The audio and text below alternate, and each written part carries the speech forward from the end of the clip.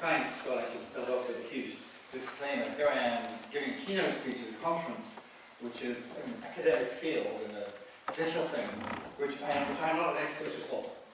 I'm a field expert in some related fields. But I'll explain, I suppose, taking on from where you left off, where I'm coming from, chronologically. So the idea was in 1989 and the code in 1990. And from then on, there were a few years of trying to persuade everybody that it would be a good idea, that hypertext would be complicated, etc.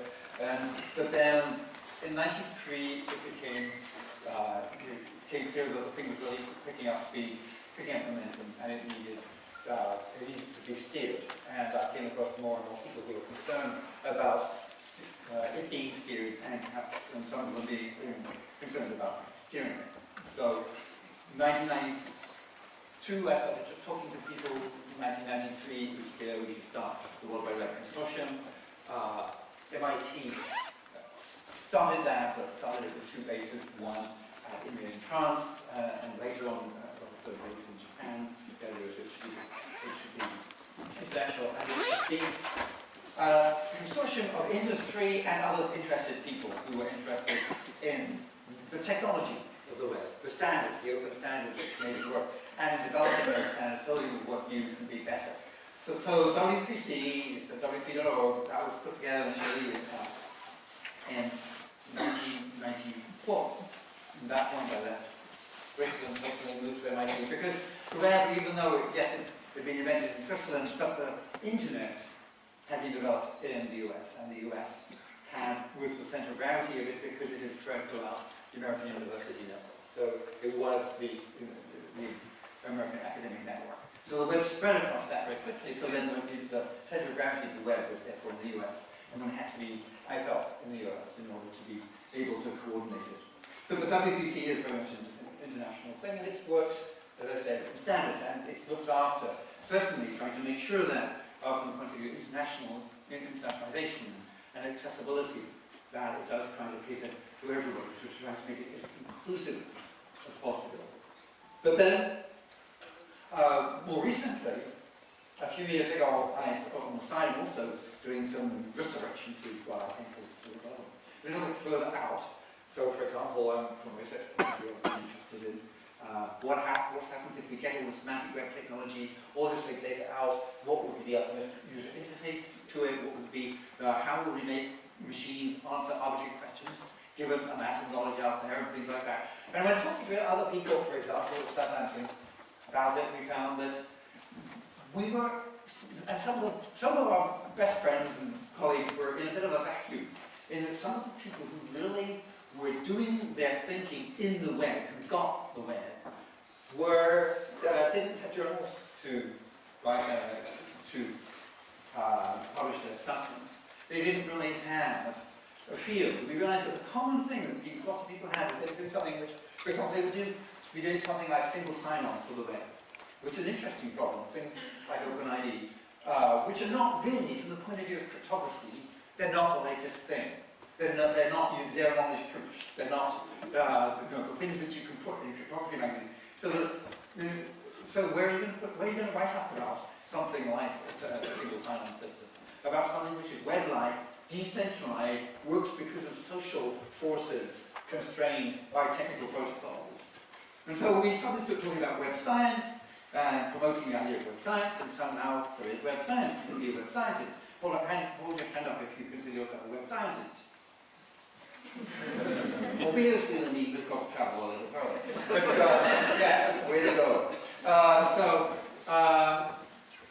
You should talk about yourself as a web scientist, because then you can go to another set of conferences. Web science is tricky because it's multidisciplinary. Because when you actually, because you might look at the thing as being interaction between computers, but it's not, because what's interesting are the links. And when somebody follows a link, yes, it's computers that send HTTP messages, but who made the link? It's a person very often that made the link. On a good day, the person made the link because they were thinking about interaction with other people. So you need psychology to think about that. In fact, you need economics, you need mathematics. systems. The web now is a very complex system, so it's got 10 to the power 11 web pages out there roughly. That is about slightly more than the number of neurons in your brain. About the same size, except the number of people. Neurons in your brain is going down, the number of web pages is going up. But clearly the web then has to be the object of study, and it has to be the object of engineering. So we produce this idea of web science, and with that we produce what is now the Web Science Trust. And we were sitting there. The purpose of this story is that we were sitting there thinking, what should the mission be of the Web Science Trust? What is this science, this multidisciplinary thing trying to do? And the rest of it is that it should try to ensure that its goal should be that the web should serve humanity. And then when we looked at that as the Web Science Trust motto, we thought, that's a bit of a bigger job. It's all very well, but when you say humanity like that in the same sentence, then you realise that actually, at the time, 80% roughly of the web of the world didn't use the web. So that was one of the pieces of thinking. There were many other pieces of thinking as well that led to the formation of the Web Science Foundation, the World Wide Web Foundation. So the Web Foundation formed a couple of years ago. It's a non-profit foundation based in Switzerland. And it has a US foundation, just in case you're a US taxpayer and you think you're donating before the end of the tax year, June. We can make everything very easy for you. That's whatever nationality you are. But so it's one of these foundations, it's like a family foundation without a family.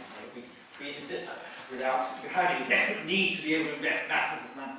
But instead, just because there was a desperate need actually to look at how the web was serving humanity. And so that's what brought me and brought us, various people who are around here. Some of you will meet in a few minutes to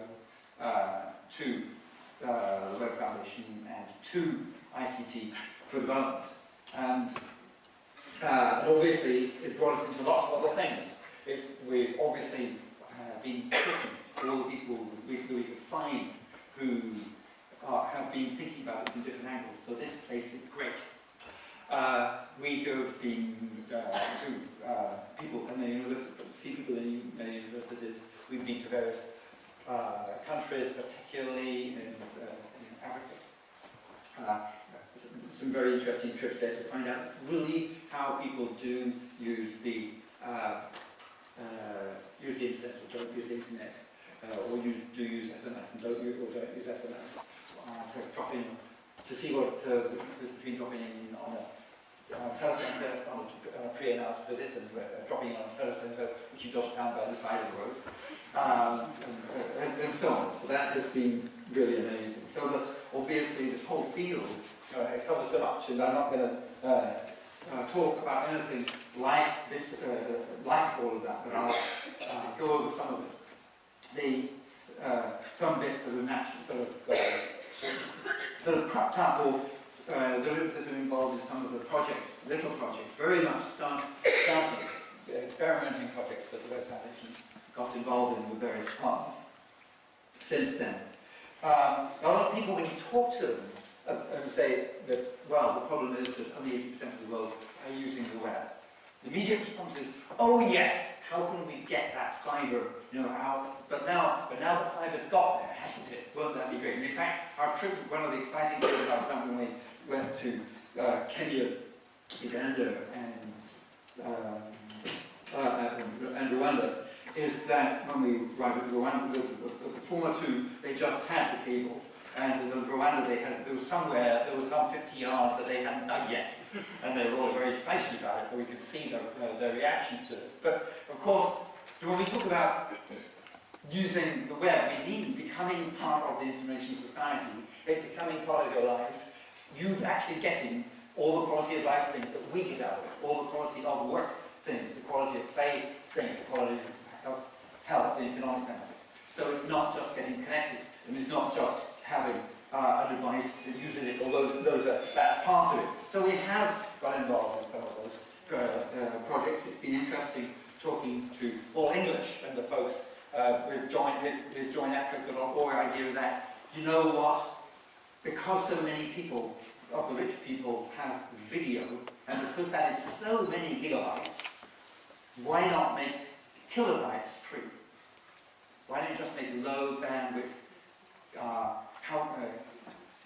connectivity free? I think that was a brilliant idea. There are lots of, he's thinking about doing it by saying, look, if you've got to have any sort of internet connectivity that you're selling in the city, you should be putting, or you should be allowing him to put on lampposts little Wi-Fi boxes, and you will mesh those Wi-Fi boxes somewhere along the line, so one of those Wi-Fi boxes will be dropped into your network, and you will just commit that for the privilege of running it as an ISP in this country, 10% of your outbound backhaul will be free, will be this free stuff. And you'll be surprised, and of course the people, and then it was in Mexico, talked to an ISP, somebody who actually, a telco, who had actually ended up being, I understand, more or less forced into a position where they, for particular places, they were required to provide very low bandwidth connectivity for free, and finding that those places took off actually, and they got their return on investment faster than where they were providing it for money, because it's so addictive. But you can do so much. You can run a business with actually very, very little bandwidth. That's one of the little things that I think is interesting. So that's a week time. You're talking to people doing power. That's been exciting, because obviously often it comes down when you follow the why are you not using the internet sort of decision tree. It comes down to, well, I've got a phone, but I can't charge it up. So then you find the people who are putting in the solar power, the wind power, and the water power, and then you talk to them and find out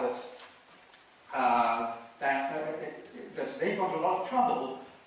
Actually, never mind the solar panel, but the main thing is either persuading the village to take care of the solar panel, or putting it in a sort of innocent cast iron box that nobody can get at, and then with a little through which you could put an internet on. And you realize that actually, once you've done that, the solar panel is very expensive, much more expensive than the little Wi-Fi router. So we were saying, if you're not, we say to some of those people, if you're going to put a solar panel in there, for each one, please just put a Wi-Fi router. And now I'm thinking, to talk to people about doing this stuff in communities, maybe not just a Wi-Fi router, maybe you should put a little server, and all the stuff will fit. We're getting these little blue cards, which have got USB things on the